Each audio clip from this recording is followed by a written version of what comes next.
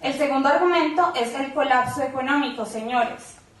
Tenemos que saber que esto no solo afectaría a la economía de los países a los que se pretende persuadir, sino que también va a afectar la economía mundial. Cada país es reconocido por algo que le aporta a la economía del mundo. Por ejemplo, Colombia es el primero a nivel mundial en exportación de esmeraldas. Puede que no sea el único, pero la mayoría de la demanda que hay de esmeraldas se suple con nuestras exportaciones como colombianos. El hecho de que ya no podamos intervenir en esta economía política hace que aumente esa oferta, disminuya la demanda y por ende se dé un colapso económico. ¿Queremos eso para nosotros? No un colapso en un solo país afecta al resto del mundo como para que ahora el mundo se tenga que ver colapsado y afectado por esta medida. Ahora bien, pregunto yo, ¿para qué? Superficialmente podemos responder para persuadir, ya quedó claro. ¿Esta persuasión para qué es? ¿Para intervenir en las políticas de los demás países? ¿Para atentar contra su soberanía? ¿Para generar un colapso económico? Señores, eso no es lo que nosotros deberíamos promover en nuestras instituciones. Se debe propender por la paz y por la seguridad, por las relaciones de fraternidad y de amistad entre los estados. Se tiene que propender porque la economía, que es algo que nos afecta a todos los países, esté marchando adecuadamente. Sabemos que no es perfecta, pero incluyendo este fenómeno va a ser fatal, va a ser, como quedó claro, un colapso. Esos fueron mis argumentos. A continuación, la segunda de la Casa de la Oposición va a empezar a demostrar también nuestro desacuerdo y por qué no se debe tomar esta moción con los argumentos del atentado a la comunidad internacional en su conjunto y a la economía a nivel micro de los países que se van a ver afectados con esta medida. Señores, queda claro entonces que esta medida no debe ser tomada. Muchas gracias.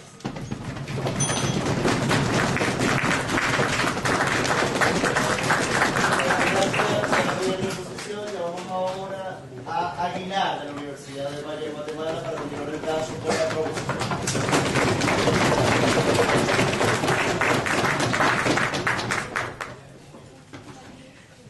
Voy a comenzar primero que nada refutando los dos principales argumentos que acaba de proponer la Casa de la Oposición.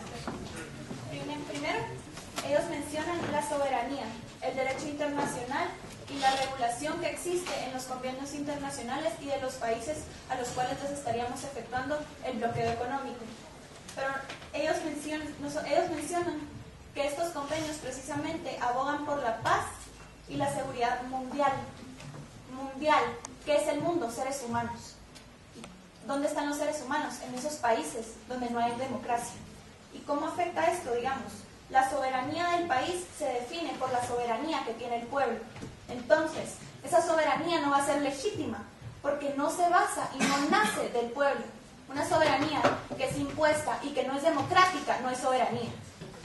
Ahora, con el segundo argumento, ustedes mencionaban que los recursos son únicos en cada país. Está bien, es cierto. Colombia es el principal exportador de esmeraldas. Hay otros países que principalmente exportan otras cosas, como fruta o alimentos. Sin embargo, un bloqueo temporal no hace colapso. Un colapso temporalmente quizá, pero económico. Un colapso que va a persuadir al cambio y a la transformación. Un colapso que va a persuadir a que pese más el bienestar humano que la economía. ¿Cómo así? La explotación de esmeraldas en Colombia, ¿cómo se define, señores? Yo he escuchado varios comentarios de que es un trabajo mal pagado, que las condiciones en las minas de esmeraldas son condiciones no humanas. ¿Cómo vamos a fomentar eso manteniendo relaciones comerciales que fomenten este tipo de abuso contra las personas y la dignidad humana? Falacia de espantapájaro o querer desviar el tema. El tema de las condiciones de trabajo en Colombia no es el tema de este debate. Exacto, yo estoy utilizando, gracias, yo estoy utilizando el ejemplo de la explotación de esmeraldas que dieron ellas para refutar el argumento. ¿Ya? Estoy analizando esto para refutar, no estoy desviando el debate. Me sigo centrando. Entonces, voy a pasar a reforzar algunos de los principales, no voy a refutar las refutaciones que hicieron la Casa de Oposición. Nosotros creemos que hay legitimidad en la autodeterminación. Es decir, yo decido bloquear relaciones comerciales con este país y no me meto a decidir por él en cómo va a manejar la situación. Es decir, yo como país, aparte del otro país, tengo el poder de decidir si quiero o no seguir manteniendo estas relaciones comerciales. No estoy viniendo e intrometiéndome directamente, simplemente corto la relación y me satisfago por otros medios. Ahora, con lo que decían del medio de persuasión, es una persuasión a nivel político, una persuasión para alcanzar la democracia. Y la democracia, señores, es un valor que nosotros ponderamos altamente para que el mundo sea y viva en paz. Ahora voy a pasar con los otros dos argumentos que propone la Cámara Alta del Gobierno. Primero, las relaciones... habíamos dicho que era contraproducente continuar con estas relaciones comerciales. ¿Por qué? Porque el país antidemocrático beneficia a una parte pequeña de la población civil.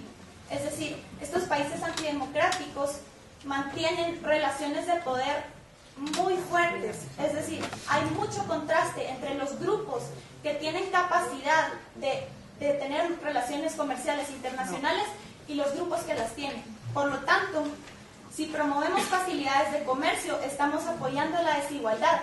Esta desigualdad que no promueve la democracia al interior de ese país.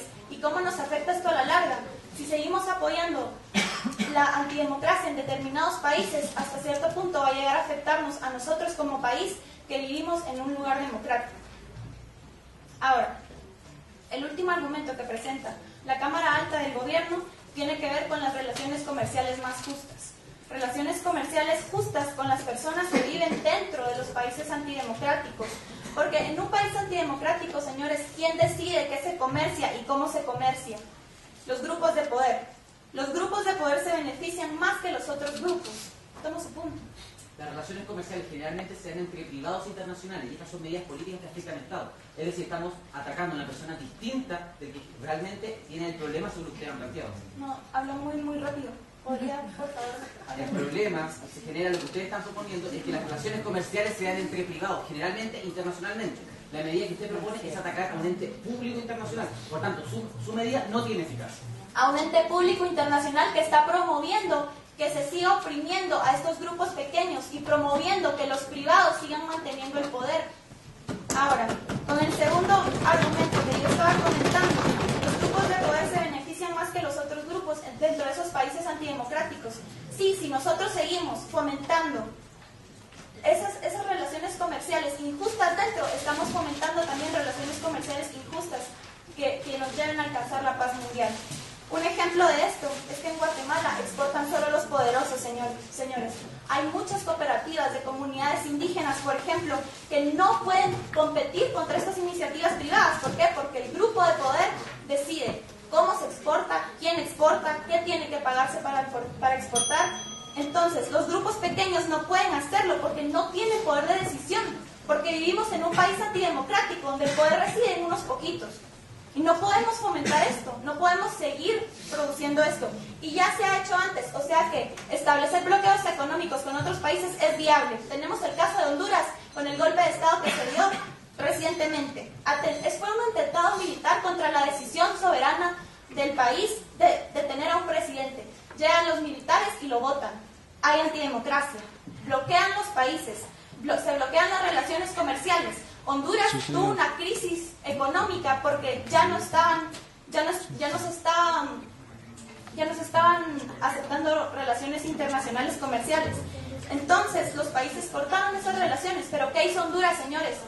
Empezó un proceso democrático para restablecer la soberanía del pueblo. Y así la soberanía hondureña volvió y la democracia se empezó a trabajar mejor. Por eso creemos, por la viabilidad y por los argumentos antes presentados, que debemos establecer bloqueos económicos en países antidemocráticos.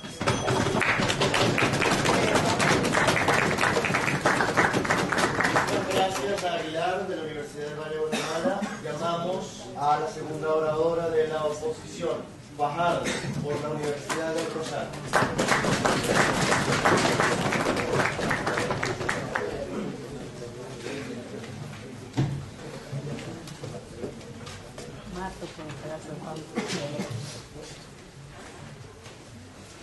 Buenas tardes, señores jueces. Buenas tardes al gobierno. Buenas tardes a la oposición, a la audiencia. Siguiendo pues el orden que traemos en la Cámara de nuestra oposición, voy a entrar pues a exponer los dos argumentos, pero antes voy a entrar a hacer una refutación. Entonces voy a refutar algunos de los puntos que quedaron de la Cámara de Gobierno y a continuación voy a exponer mis dos argumentos que, como ya les denunció el líder de la oposición, son el ataque a la comunidad internacional en su conjunto y el ataque a la población interna, a nivel interno. Entonces, refutando, rescatando el argumento de la soberanía, ellos dicen que esa soberanía reside en el pueblo. Claro, precisamente porque esa soberanía reside en el pueblo, nos queda una duda. Y creo que es la forma en la que vamos a refutar todos los argumentos porque creo que aún no está establecido. ¿Qué nos lleva a pensar que ese pueblo no quiere esa democracia? Es decir, ese pueblo, no todos los países antidemocráticos, ese pueblo no está de acuerdo con que no exista esa democracia. En esa medida, ¿qué nos lleva a pensar que esa soberanía que reside en el pueblo se está viendo atacada? Todo lo contrario, esa soberanía, que ya hablamos, como la líder de la oposición ya definió, está también en poder autodeterminarse. Y una vez el pueblo está autodeterminado, lo que se está viendo atacado es la soberanía desde afuera, no al interior. Frente a los otros argumentos que es contraproducente para el país, lo que está pasando al interior con la antidemocracia, frente al apoyo a la desigualdad y frente a que hay unos grupos de poder que van a sobresalir y se van a ver más afectados frente al resto, voy a la misma pregunta con la que voy a refutar los tres, porque aún no ha quedado claro ni ha quedado sentado aquí. No todo gobierno antidemocrático está funcionando mal al interior de su país. No todo gobierno que no está sujeto a la democracia no está funcionando mal. Es más, muchos de los países nos han mostrado que no tienen modelos democráticos y están funcionando perfectamente, porque estamos generalizando de esta forma. De esta forma paso a exponer mis dos argumentos y las dos razones por las cuales continuamos demostrando por qué esta casa considera que no deben establecerse bloqueos económicos a países antidemocráticos, que no deben establecerse esos bloqueos. El primero es el ataque, como ya lo hemos anunciado, el ataque a la comunidad internacional en su conjunto. Esta es una medida que desde el principio se entiende una medida de discriminación. Estamos discriminando por una elección que hizo un país, por una elección que hizo uno de los estados de su forma de gobierno. Los estamos discriminando porque uno de sus elementos esenciales no es el que consideramos que no debería ser. Entonces, en esa medida, ¿qué va a traer y que se va a desencadenar de esa discriminación? Discordia entre los estados, resentimientos, el rompimiento de lazos que se va a ver mostrado en que no va a haber una fraternidad, va a haber un rompimiento a nivel cultural, a nivel social, y en esa medida estamos atacando de forma directa a la comunidad internacional. Porque desencadenando o empezando con una medida discriminatoria, estamos atacando a toda la esencia de esa comunidad, que tiene como objetivo esa unión y ser, como su nombre lo indica, una comunidad, y en esa medida estamos acabando por completo por las consecuencias que de esa discriminación se derivan.